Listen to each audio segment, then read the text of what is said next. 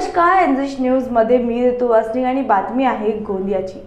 गोंदिया महाराष्ट्र राज्य आदिवासी विकास महामंडळ यांच्या वतीने देवरी कार्यालयामध्ये महामंडळ नाशिकचे संचालक भरत दूधनाग यांच्या अध्यक्षतेत अध्यक्ष बैठक संपन्न झाली।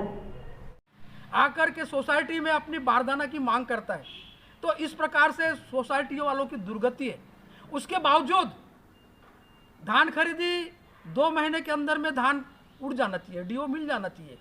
शासन ने उठा करके मिलिंग कर लेनी चाहिए और 2 महीने के अंदर यदि माल उड़ता है, धान यहाँ से उड़ता है, तो धान का शॉर्टेज नहीं आएगा, घटतुट नहीं होगा, 1% के अंदर रहेगा और सोसाइटी उसमें बरी हो जाएगी। लेकिन धान खरीदी होने के बाद 2 महीने तो छोड़िए, 6 महीने, 8 महीने, 10 महीने, साल भर तक के धान का डीओ नहीं होता और धान उठाया नहीं जाता। इस वजह से धान का शॉर्टेज बढ़ता है और वह शॉर्टेज सोसाइटियों के ऊपर थोपा जाता है।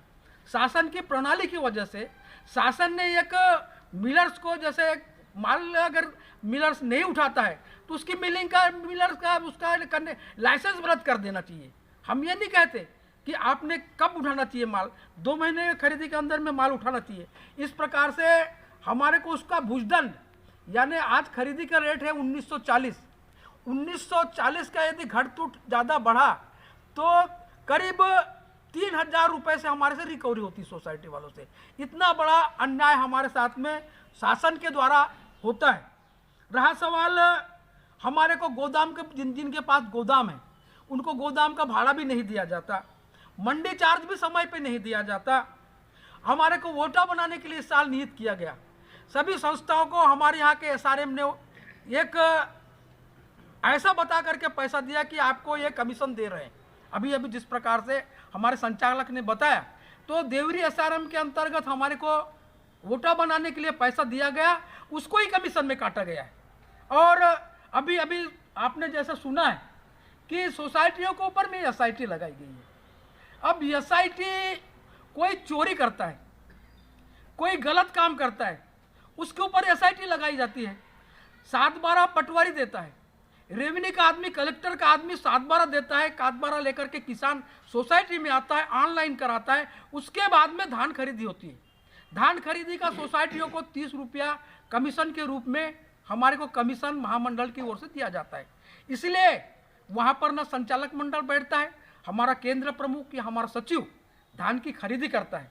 लेकिन शासन के दुर्लक्षता की वजह से शासन के लोक प्रतिनिधि सोए हुए कहना पड़ेगा, जिस प्रकार से चाहे पक्ष के हो चाहे विरोध के लोग हो, मैं तो यही कहूँगा कि इनको जानकारी ही नहीं है। लोक प्रतिनिधि ने जानकारी रखना चाहिए, उसके बाद ही कुछ बात बोलनी चाहिए। पूरे राज्य में आज एक तरफ मार्केटिंग फेडरेशन और एक तरफ महामंडल जब काम खरीदी करती है, अदर मतलब सपोर्ट प्राइस का, धान खरीदी का, तो सारी दोष महामंडल पर लगाई जाती है। जबकि महामंडल के मार्फत जो खरीदी होने वाली, खरीदी जो करते संस्था, जिस संस्था की कमेटी होती है, ये किसानों की संस्था है, तो इसमें अनियमितता का तो सवाल ही नहीं आता। लेकिन नाम मात्र एकाध संस्था में लॉकडाउन के कारण, अगर पटवारी से 7/12 में कहीं एंट्री नहीं होने के कारण अगर 1-2 संस्था में ऐसी प्रक्रिया हुआ है, उसकी चौकसी हमने डिपार्टमेंटली किया है। इस प्रकार से कोई अनियमितता है नहीं, फिर भी जबरदस्ती से महामंडल को बदनाम करने के दृष्टिकोण से ये जो किया जा रहा है। और इसमें जो हमारे विधायक जी हैं, माननीय उगे साहब ने जो इंटरव्यू दिया था अपने टीवी के अंदर में, शायद उनको उतनी जानकारी होगी नहीं। जबकि महामंडल भंडारा जिले में महामंडल की खरीदी नहीं है, प्रॉपर गोंदिया आमगांव में हमारी महामंडल की खरीदी नहीं है।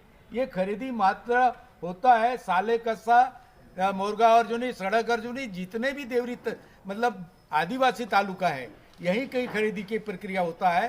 तो इसका मतलब संपूर्ण खरीदी में जो अनियमितता बताया गया है, जिस प्रकार से जो भाषा वापरा गया है, ये बरोबर नहीं है। इसलिए ये मार्केटिंग फेडरेशन में उलट पिछले साल 2019-20, 20-21 में जिस प्रकार से एक प्रकार का जो उसमें अनियमितता हुई और जिस प्रकार से तकरार हुई, बगैर मतलब 7/12 से धान खरीदी किया गया, जिसका 7/12 नहीं है उसके नाम पर लिया गया, इस प्रकार से तकरार आम जनमानस में थी।